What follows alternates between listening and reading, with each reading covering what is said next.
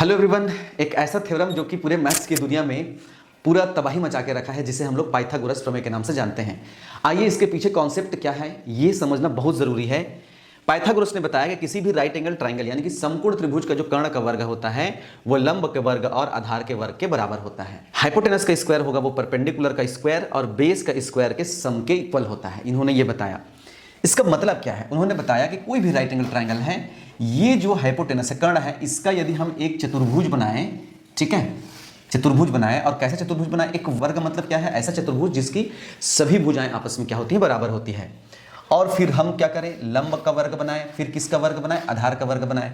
तो ये यदि लंबाई a है, इसकी लंबाई b है और इसकी लंबाई क्या है? c है, तो ये a है तो ये भी a होगा, ये b होगा, ये b होगा और ये c, ये भी c होगा।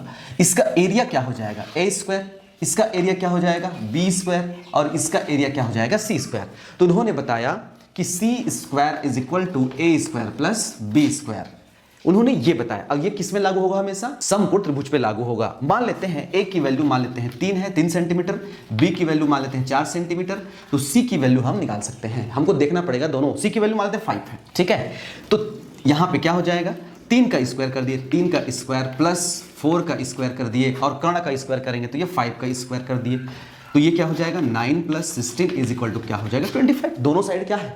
बराबर आ रहा है। तो ये है पाइथागोरस थ्योरम, जिसको हम लोग ज्योमेट्री के लैंग्वेज में अलग तरीके से प्रूफ कर सकते हैं। बट हमको ये समझना जरूरी था कि इसके साइड से स्क्वायर बनाने के बाद जो वैल्यू आता है वो इस तरीके से आता है।